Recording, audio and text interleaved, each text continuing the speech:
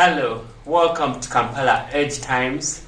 My name is John Kenny and I'm so elated that you have tuned in to our channel to capture this wonderful moment with us.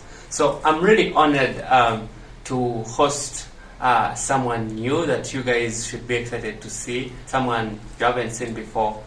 So ladies and gentlemen, if you're watching this, go ahead and subscribe and like this video before we go into it, because there's a lot of information we are going to share with you that you're going to discover a lot about the people called Batwa. Yes, that's right, we are going to Western Uganda this time around. So the Western Uganda, Abasheshe, all you guys, Mbenda Mwena, I don't know that that's the right word, but I hope you enjoy this. So without further ado, let's enter the video.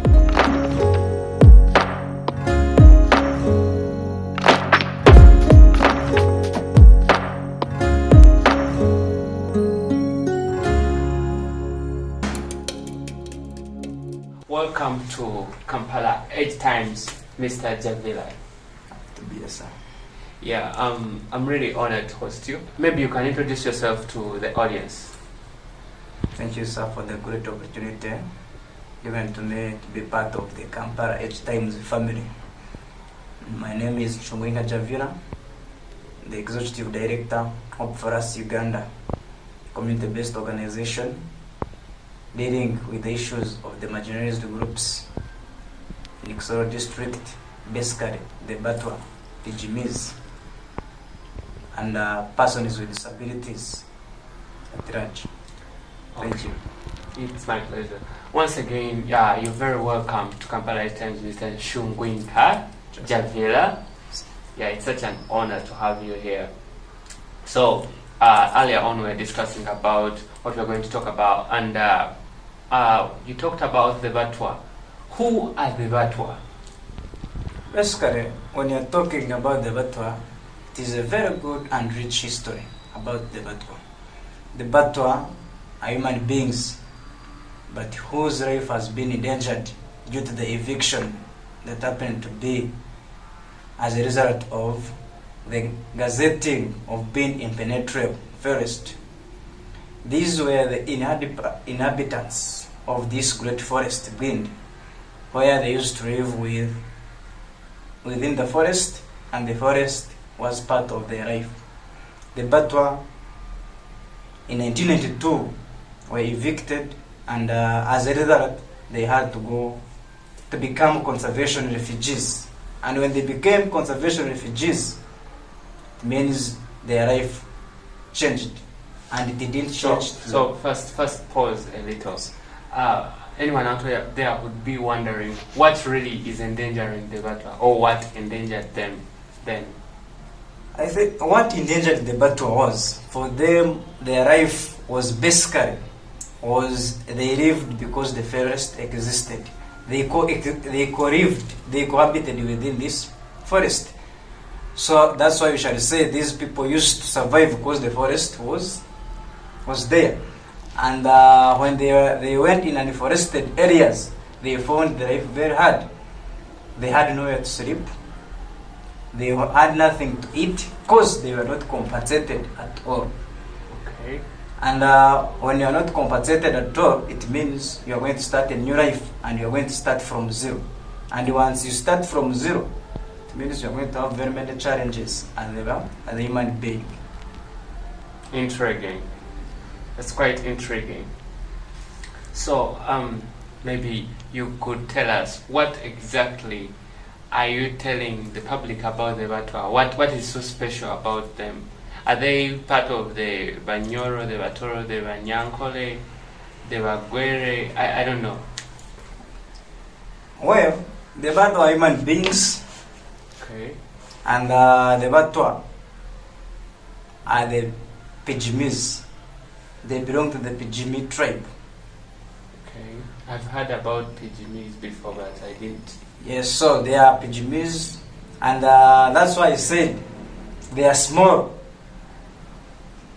Are you personally a Mutwa, Batwa? I'm not, sir. But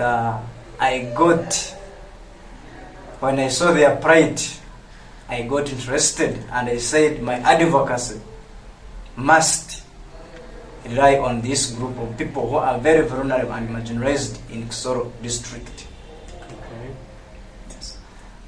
So when you see the Batwa, their status, how the community perceive the Batwa as if they are not human beings. They consider them to be second-hand human beings. And you know, when you don't have that voice, you're voiceless. And you know, when you become a refugee, very many things have happened. You lose very many people. So when these people were evicted from the forest, the life became hard, and most of them had to perish because they failed to do what? To adjust to the new changes. Okay. So when they failed to adjust, very many died. And what you are trying to say, these people remained in few numbers, and they couldn't fight for themselves because they were the minority within the region, within the sub-region of southwestern Uganda. Intriguing. Yes. One may wonder why are they? I mean, why are people marginalizing them? Are they having any infections? Are they having some weird characteristics, like maybe cannibalism, or are they dangerous? Do they hurt other people? Why are they marginalized? Because it's one thing to support a group of people that is marginalized. It's another to understand why they are being marginalized, because people don't just marginalize people for no reason. Someone with HIV might be segregated because they might infect another person, not because they might be bad and evil. So let's first find out why. Do you know why they are being marginalized? Yeah, well, to say they are marginalized, it is according to the status they live in. These are the people who have been living in the bush, who have found it hard to live with other people in the community. And is that a good thing? It is not a good thing. Because failing to adapt yes, to the new change is a problem. That's right. And that's why you are coming in to raise awareness, to advocate for them, to show them the right way, and to tell people, please welcome these people as your brothers and sisters in the community. Though they may look different, they are not different. We have to accept what we call human diversity. And when you are talking of human diversity, it means people are different. We have different characteristics. These people used to survive by hunting. They used to survive by collecting fruits and other plants in the forest. But now their life changed from collecting to go to dig, as of now they don't have where to do what? Where to dig. Therefore, once they see them going to hunt anything, they say, please stop. Okay. You're encroaching on the what? On the environment. Intriguing. Yes. That's quite intriguing. But then, when you talk about them being conservative and they don't want to change, I think that's not a good thing. I mean, the world is changing at a very fast rate, including technology. We have seen ChatGPT. Have you heard about ChatGPT? Yes. Yes, and we're already living the age of the internet, and we're going into another age. You get, and then someone is still in Stone Age. Is that person going to keep up with the world? Are you designing any forums to help these people adapt to the new world, or are they rebellious? Do they even accept to change? As you know, changing someone's attitude. When you want someone to change, you must deal with attitude change. Okay. Very many programs are in place trying to reduce the illiteracy levels in the country. However, to this small group, they find it hard because they are unable to get scholastic materials, and where possible, if they get chance and someone pushes them to the school, it also becomes hard when people start saying that one is the motto. Do you know what you call stigmatization, isolation. That is a moot cause. So they don't feel the environment becomes unfriendly when they are what? They start going to schools. And once they are stigmatized, basically they drop out. So what are we saying? We are saying what can be the best solution is to sensitize both the Batwa and sensitize the host what? Communities. Okay. Cause mindset change, it deals with the what? The person who is being affected and the all stakeholders who are there to see that the status of the Batwa is what? Is improved to the best. That's quite interesting. So now that makes a lot more sense. Now that we have got here to the solutions, right? Yes. I would like to find out about the organization that you made up to, to cater for the Batwa and their minority status. What is this organization's name and what are your goals? What are your achievements? Where are you currently?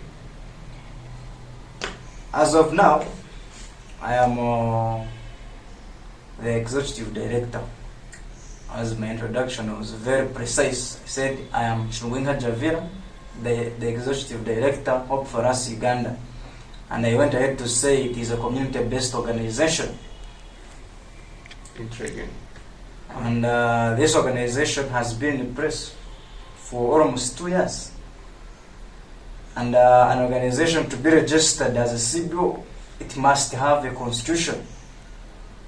It must have objectives. It must have vision, of which all must be presented to the registration board, so as you can be accredited and given the certificate of operation. So as of now, the organization is doing more of advocacy. As you're seeing now, we are advocating for the rights of the Batwa as an ethnic minority group living in the southwestern Uganda, basically Kisoro district. Okay. So we talked about the main objectives of this organization, Hope for Us Uganda. One of the basic objectives is to recognize, promote and protect the fundamental human rights of the Batwa in the community. Okay. The next objective, which is quite appealing, is the objective of empowering the ethnic minority groups, basically the Batwa in Kisoro district, through education, skills training, and awareness raising.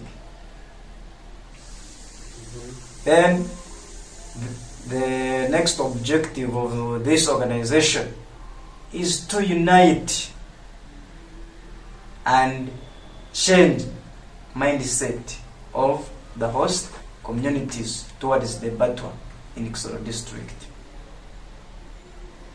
Okay, interesting. So when you talked about the milestone, this organization is still young, and it being young, it came with... By young, you mean when did it come? When did it come? This organization started in 2019.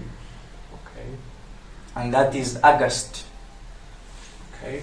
So being young, this organization has tried to make things change in the pride, towards the pride of the Batwa in Kisoro district.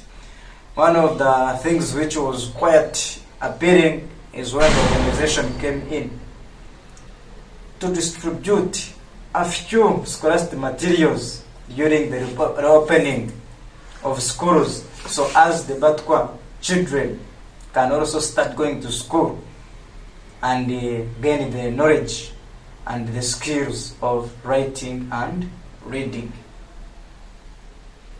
So we said, yes, well, we are saying the Batwa should live as other human beings, but you cannot change when you are an illiterate. You cannot change when you don't have the capacity to analyze the information, read or write, communicate. So once you get the skills of writing and reading and writing, you'll be able to communicate You'll be able to tap into the projects which are coming. You'll be able to speak on your behalf and say, please stop what you're doing. You are violating my right. So that's why we basically said our best, we shall start with education. Mm-hmm. Then the next thing which we did, the good Lord in heaven blessed us, and we got a few funds. And we are saying now, since it is a new year, 2022, these people, 2023, okay, this time we are going to start providing the Batwa communities or households with small tanks to harvest water. You know, water is life. That's right. And when people have water, it means they get water to drink, they get water to prepare meals, they get water to clean themselves. And once they start looking healthy, the negative attitude which these people have toward them, they are shabby, they are short, they look bad, will change, because these people will be having water to clean themselves. And once you clean yourself, nobody who is dressed look to what? Bad. So, that's right. Next thing we are saying our best solution now we are starting with the basic needs. Yes? Before developmental things, we are starting with basic needs. We are saying if all goes well, you know, and we get funds, we are saying now we are going to dress these people. How shall we dress them? We shall not bring for them clothes. Ours is to teach them how to do what? How to make clothes and get clothes for themselves. Ours is empowering, ours is not providing. If you provide, you are not making someone to do what? You are not empowering someone. Ours is to empower them with the skills and say, this is like a small project we have got, we are teaching you people how to make clothes. So as they are getting what to put on, they are also getting another source of livelihood. If they are getting another source of livelihood through those trainings we are giving them, they will get the money, and the money will improve their what? Their income, their household income. I get you. As an organization, we have a very good vision, and our vision is enshrined in the 17 development goals, the Millennium Goals, which is about the zero hunger, zero poverty, and inclusion. So that's why when you go to see our vision is to be the pillar of sustainable and inclusive development in Kisoro district. That's intriguing. Yes. Very, very intriguing. Yes.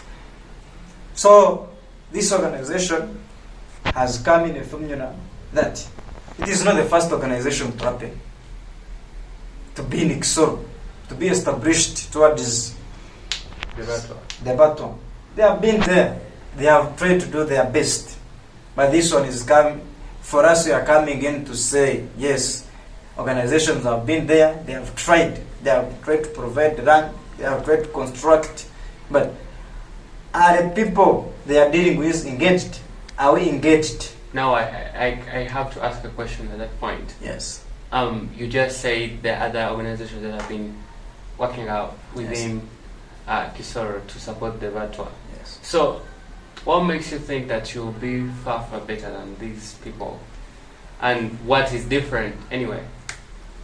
Well, we are not coming as competitors for the other organizations. You know, development is gradual. Yes. And the world is dynamic, changes come. And it is according to the way how you design your program that you make things change and change to the positive way.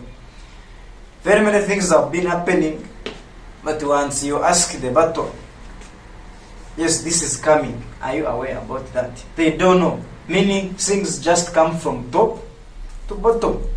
So our approach now is bottom, top. Yes, this is happening. So ours is to be with the Batwa from the start to the end. That is from the design project design, project implementation, project evaluation, and monitoring, and so forth. Because you cannot develop someone when that someone is a stranger in that development process. Okay. The Batwa must be part, must be involved, must be engaged, because they are the strongest stakeholders in this milestone. That's right. So ours is to say, we are here, we are working with you, let us work with you. Do they also get opportunities to be leaders in the organization? That is what I'm saying. Ours is to work with the Batwa. Okay. They are the ones who know their problems. That's right. And no one who can solve a problem is not which is not affecting him. For them, they know their problem and they know the solution to their problems. They know what they want. So as their status can do what? Can change. Okay. So ours will come in as an organization to say, since you have said this is a solution, what do we need? Ours is to lobby funds. Yes. To lobby, educate, bring information which will help them to do what? To get to their what? To their target. Thank you so much for that information. Maybe one last thing is maybe you can tell our people there some information about the organization and maybe how they can contribute. Where are your funds coming from? Maybe you need support. Thank you very much. Hope for Us Uganda is a community-based organization, and it being a community organization, it means it gets its funds from people. Okay.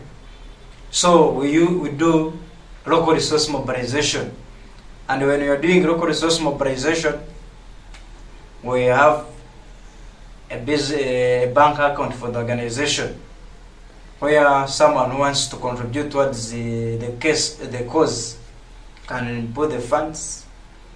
We have some of the projects we do, such as having functions. Then on those functions, we do exhibitions. These exhibitions, we have some things. Then we do it. People buy them. Okay. And the money we get, the money goes to the basket of the organization. Then another thing, the government is a major stakeholder.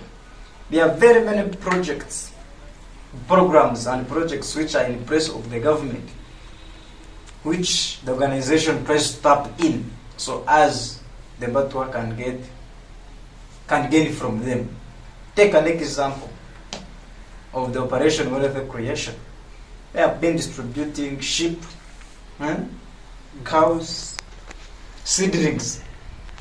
So as an organization, we see that these people, the Batwa who are marginalized and very voiceless, they also need to gain from this. They are also part of government. So we go in and say, please, consider, we speak on their behalf. Consider this group of people also in the operations. So when they give us things, we deliver to the target group which is being left out. Then another thing, as an organization, we're trying hard to see that we can get foreign support. Okay. As you know, foreign support, you need trade proposals about projects, of which projects, once they are taken or considered, all of the things can happen, and the plight of the Batwa can be easily intervened in. Intriguing. So our source of support is both local and foreign. Intriguing. Thank you so much for that information, Mr. Javilla. Yeah, I'm so honored to have hosted you. And I guess, dear esteemed viewer, I believe you've learned a lot about the Batwa. I have learned a whole lot. So thank you so much. And if you're out there and you listen to this, please follow the details I've shared on the screen so that you can contribute to the plight of the Batwa. From me and the entire Kampala Edge Times team, I have to say goodbye.